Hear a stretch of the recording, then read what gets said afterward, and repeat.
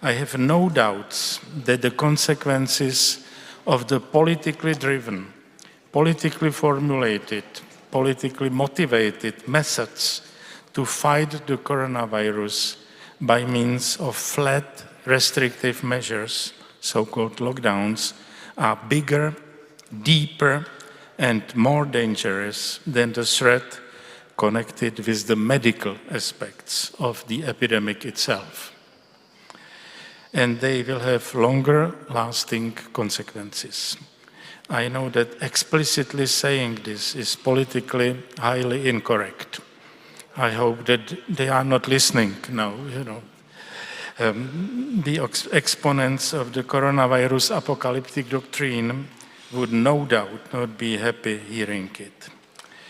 In the first of my two books devoted to this issue, published already back in April 2020, I stressed that I am more afraid of the people who would try to abuse the epidemic to suppress freedom and democracy than of the virus itself. I also dared to express my fear that the epidemic would open the door to a huge expansion of government intervention into our lives. And this is what bothers me, and not only me. In the moment of the fall of communism, we were convinced that this evil, corrupted, and oppressive system was over, and we believed it could never come back. We wanted to make full use of our historic chance and go ahead and re-establish freedom, traditional values and institutions, free markets, sovereignty of nations, free and independent universities, academies, etc. In our part of the world, we still remember communism. I used to have very friendly, productive, and quite intensive contacts with my Polish colleagues, both in the communist era and in the first years that followed. We were at that time very resolute in our refusal of communism, in spite of the fact that we had many productive disputes about where to go from there and how to do it. The goals we wanted to achieve were, however, the same. We were no empty idealists. We believed in pragmatism and realism, not in the irresponsible promotion of wishful thinking and of all kinds of utopias. As the distinguished French political philosopher, who should be here today, Chantal del Sol, once put it, we wanted to go with the unlearned lessons of the 20th century and didn't want to repeat the old mistakes. Our thinking was based on three constants, on three fundamental building blocks of free society, on three entities which we considered crucial for the European and Central European civilization: the man, the family, and the nation. Not long ago, I used to call them constants, but I have become more and more nervous in recent years that I might have been wrong. They cease to be constants. These three pillars have been brutally attacked during the last decades by the new progressivist ideology, which succeeded in controlling and dominating our today's world. The exponents of this ideology try aggressively to discredit the past and the values and behavioral patterns connected with it. Achieving this asks for nothing less than for a revolution against our culture, against our history, our countries, and ourselves. It is our task to stop it, we have to interrupt moving into the brave new world so eloquently described by Aldous Huxley 90 years ago. We shouldn't capitulate to the powerful, loud, and unscrupulous opponents of free society and to the various aggressive pressure groups.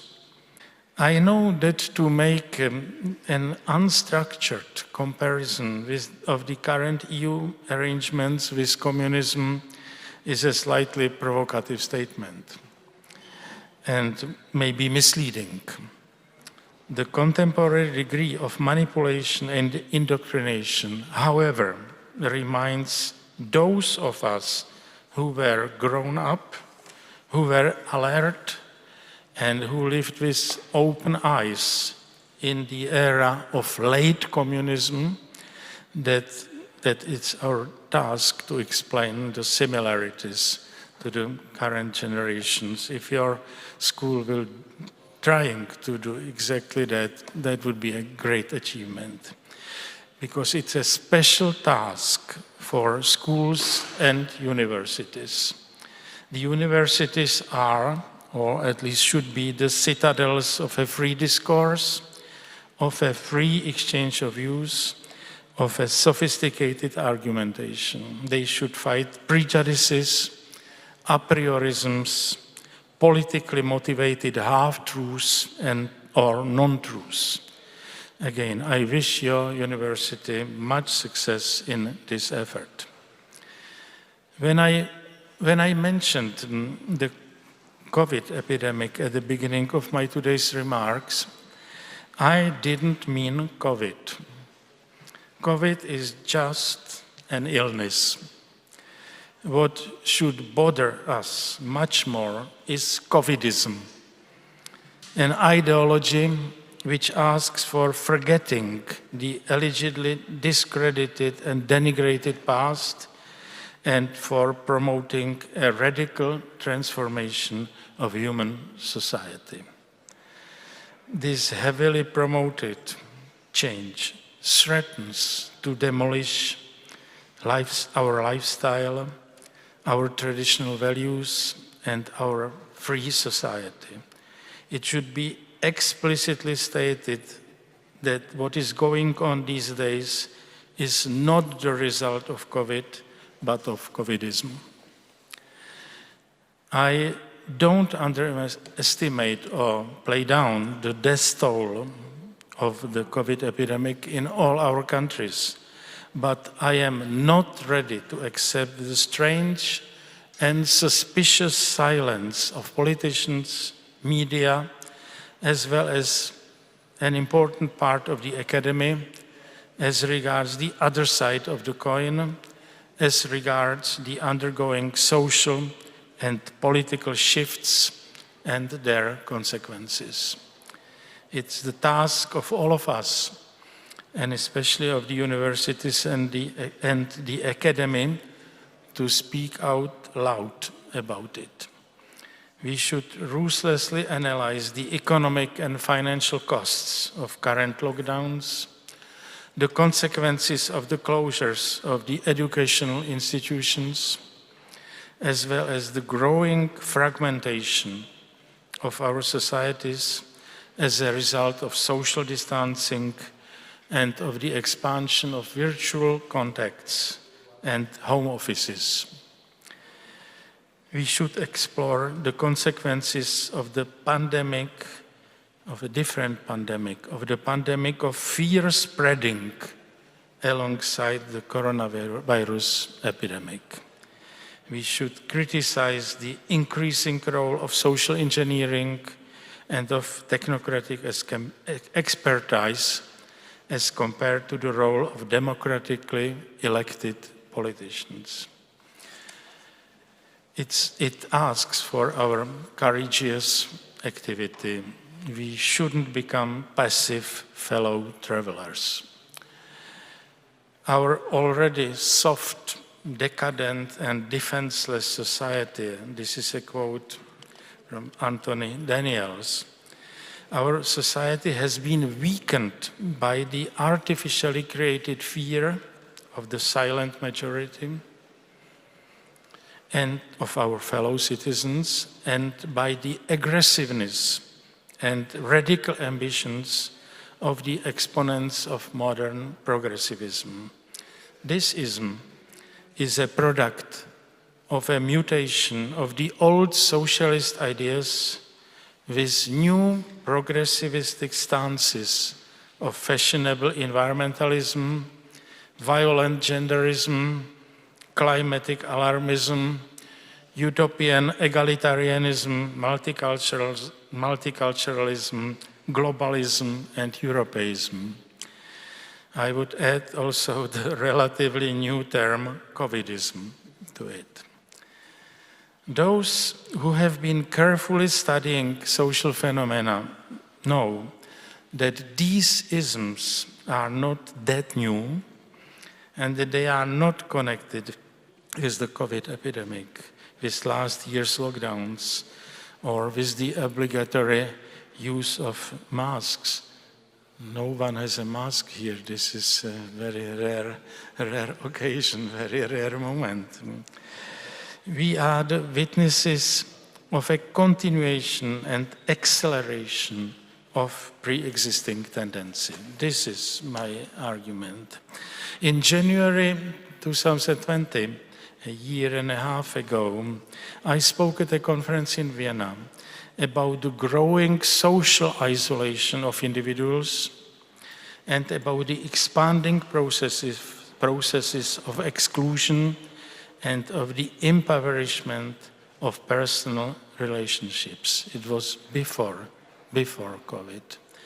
These processes have been strengthened by the digitalization of our societies and by its impact on democracy. China's digital society credit system represents an extreme version of such a society. We see its coming, however, not only in China. Digitalization unnecessarily and dangerously centralizes a vast amount of data in unknown, uncontrolled, and uncontrollable hands.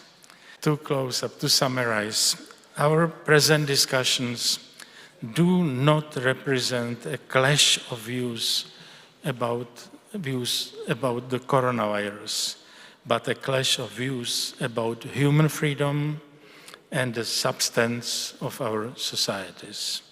We, the Czechs and the Poles, received or should have received our own vaccination of communist propaganda and should have developed an immunity to the similar virus.